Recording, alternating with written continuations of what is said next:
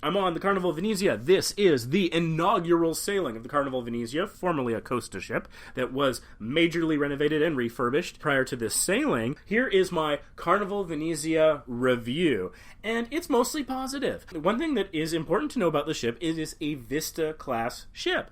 So if you've sailed on the Vista, the Horizon, the Panorama, then you already have a pretty good feel of what sailing on the Venezia is like.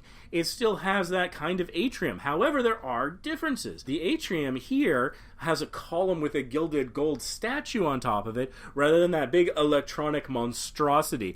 I say monstrosity. I don't know how I feel about the big electronic column. I think it's unique. I don't know that it's better. I think that it's cool that some ships have it. It's kind of, you could consider it a gimmick, maybe. It can be kind of mesmerizing, like around the holidays where it's like little baubles and decorations, and then they kind of clear out. Sometimes having a giant screen to stare at takes away from the human interactions. So it depends on your vibe and what you're into, but that's one thing that's different from the Venezia and all the other Vista-class ships is that big sort of centerpiece in the atrium. But that's largely cosmetic. And a lot of the differences are cosmetic. And so that may or may not matter to you. So, for example, this ship, I was a little surprised to see, because I hadn't been following it that carefully as I was traveling to Barcelona and everything, and planning this trip. But it still has the funnel from its Costa days, so it's yellow with the blue C. Carnival, Costa, they both start with C, so it kind of works, I suppose. But I kind of like the whale tail thing. And so I kind of wish that they had put that on, because with them not having changed that makes me wonder, like, what did they change? How much have they changed to make this more Carnival? It's just kind of generic, and it seems less special somehow. It's cosmetic. It doesn't affect my cruise at all, and yet at the same time, I do kind of have a feeling about it. I prefer that they had actually swapped it out and put the funnel on there. But of course, there was that Fantasy class ship. I think it was the Freedom that had the giant fire, and so it's still missing a big part of its funnel. So I guess it would be a little weird to give this ship a funnel before replacing that ship's. So I hope it's something that they do in the future. It's not that important, but it's just part of, I guess, the vibe. I don't know. And so it feels like, as a result of that and some of the other cosmetic differences, that this is kind of an older vibe. Which isn't necessarily bad. Could be considered more relaxing, but it feels a little less energetic, a little less fun, a little less lively, oddly. So another example is there's a lot of gold.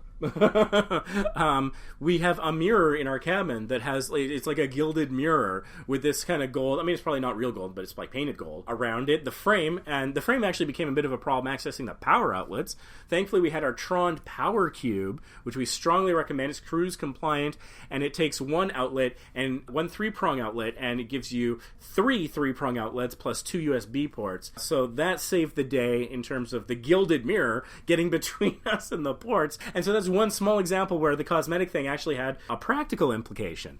And it's minor, but it was funny because I was in one of the ports, I think it was Gibraltar, and I was in a gift shop or a curio shop, and there was someone else from the ship who was trying to figure out some power adapters. And so I was trying to help him out, and because I had already filmed my video about the power, and I had taken some pictures for the thumbnail, I was able to bring up on my phone because he was having trouble communicating with the shop owner. He's like, oh no, it's got this angled kind of 3-prong thing. And the guy just didn't get it, and so I brought it up on my phone. I was like, here you go. And he was so appreciative of my help, and he was like, oh, thank you so much. And he explained to me, he says, like, look, I've got things I can't plug in because the North American outlets are blocked by the damn mirror. And it's gilded mirror frame, whereas this unknown outlet was free and clear of it off to the side, and so he wanted an adapter so he could just use that outlet. And it was funny that he was going through that process and he was going through that frustration. He was like, there's something that I brought that only plugs in like this particular kind of plug, and he's like, I'm having to plug that into the bathroom, which I know I'm not supposed to do, but otherwise I can't use that device because it'll just drain and it'll be out of power. Can't recommend the Tron Power Cube enough. It's saved my bacon so many times. You can count the Venezia as one more time it's done it. Even though there's a decent amount of power outlets, I couldn't charge my Canon camera, it was the particular thing, without having that adapter just to get it away from the mirror. And so I brought it up, and it was funny because I'd already filmed and edited the video, and so that was all ready to go. And I hadn't rendered it yet, but I edited it and I filmed it. And we realized, with Sam's help, that the plug in question was Australian. In the video, I had mistakenly identified it, I think, as a UK or some other part of Europe's plug. Europe has several plugs, depending on the part of Europe you're going to. So good thing to be aware of. But that's the thing. And so you get this older style. They call it Italian, which I guess, but it's not just Italian. It's like classical Italian. And so it's a little bit different. It's not modern Italian. They say fun Italian style. It's classical Italian, not modern Italian. However you define that, but part of it is like, yeah, gold framed, gilded stuff all over the place, columns, things of that nature. And so it feels like sometimes it's less efficient use of space in like the restaurant. The restaurant's not so open as you might be used to experiencing on a Conquest or a Dream class or even other Vista classes. And so I get the sense that the Costa version of this ship had fewer guests in mind and was designed with that. And so, like, who knows how many of those, like, walls and extra dividers in the restaurant is load-bearing or just wouldn't have been worth, like, knocking out to give you extra space. But that having been said, visually it felt like it wasn't as an efficient use of space. I never felt cramped.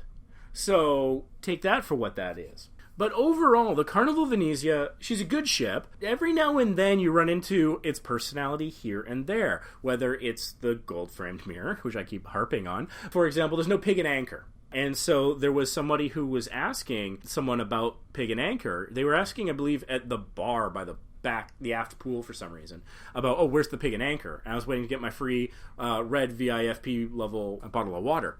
Because you got to get that from the bar now, in case you didn't know. And so he was trying to ask the bartender, like, oh, where's the pig and anchor? And he didn't even understand the question, the bartender. Might have been a slight language barrier thing, I don't know. But, I mean, a lot of the ships are having it now. It's become more and more common, and so they don't. But they do have Banzai Teppanyaki. And the teppanyaki is amazing, as it always is. Strong recommend. If you work for Carnival, please stop listening for the next thing I'm going to say. I can't believe it's still only $38. It is not only the best food on the ship, it is the best value on the ship. And at the end of our dinner at Teppanyaki, I turned to the other people, the total strangers that were seated with us, and I said, correct me if I'm wrong, but is this not the best food on the ship at the best value? And they all agreed. So Teppanyaki, definitely, it's here. So Teppanyaki, great, fantastic. No pig and anchor. So there's those little things. The VIFP party wasn't fantastic. They hold it in their theater. There's no way for the servers to really get to you if you're seated. Everybody just crowded around the bar. So the VIFP party was kind of a bust. I mean, Mark Hugh told a touching story about his mom and his first cruise, and so that was nice. But the rest of it really felt like they were just rushing through the motions. There were no appetizers. I didn't get a drink at all. And so, it was nice hearing that story, but the rest of it was like, ugh. And so that's where you, I think, start to see, okay, this was, not designed for the Carnival crowd because there's no pig and anchor. They don't have it. There's not set up for the VIFP. I don't think they were thinking of people having tons of electronics that they were going to plug in. And so I think that, there, every now and then some of the holdovers from the previous iteration of this ship shine through, and you're like, okay, this is a little different, and it can be a little bit limiting as a result in those three examples. But that doesn't mean that it's not a good ship. I would recommend this ship, absolutely. Is this a contender for my favorite ship? It is not. It cannot compete. It cannot even come close to the Celebration. That's the newer XL class. It does have some lovely hidden decks, and we've got a video we show you in depth, all three decks, how to find them. That was a very thorough video explaining how to get there and showing you everything. So the hidden decks are nice, but they're standard Vista class hidden decks. You'll get the same kind of hidden decks on the Panorama, on the Vista. And the only difference there, again, it's a subtle cosmetic thing. There are the wooden benches that you can go sit on, but on the Vista and the Panorama, it has Carnival Vista, Carnival Panorama carved into it, whereas on this, there's nothing. And so it's those little tiny things. They don't really matter, but when I run into it, I think, generally speaking, it feels slightly less than. So I would place this probably, if you assume that the ranking of the classes of ships are progressive, if you view it that way, I would put it above a Dream but below the rest of the Vista class. Personally, I love a Dream class. I love all the hot tubs on Deck 5, which this doesn't have. On Deck 5, there's like a planter, so you can go sit at a planter. By and large, I think the Venezia is a good ship. I would put it personally below the XL, Vista, and Dream class. But I'd probably put it above a Conquest. So if I'm looking at a Conquest or Spirit or a Fantasy class, something like that, but if I could do the Venezia at the same price, I'd go for the Venezia. But if it's Venezia versus, the Dream, the Breeze, the Vista, the Panorama, the Celebration, I'd go with the other ship. That's where I put it in my pantheon and my ranking of cruise ships. The restaurants, they've been really slow. The service in the restaurants has been really slow, and the check-in times have been really, inaccurate in the sense that you tend to wait 2 to 3 times longer than anything the app will tell you.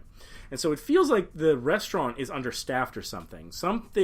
There's some inefficiency there. They take your orders most of the time on mobile devices, which is kind of cool, and you can see in your account summary right away if they got it right. And they got it right the whole time. No mistakes, which was good. However, it was really slow versus other ships I've been on, regardless of class, from Fantasy to XL. This is one of the slowest I've experienced in terms of service in the dining room. And the dining room was rarely full. So that was kind of a thing. Maybe that's a post-pandemic thing. Maybe it's an inaugural cruise thing. Maybe they haven't fully staffed up yet. I don't know. But that was something.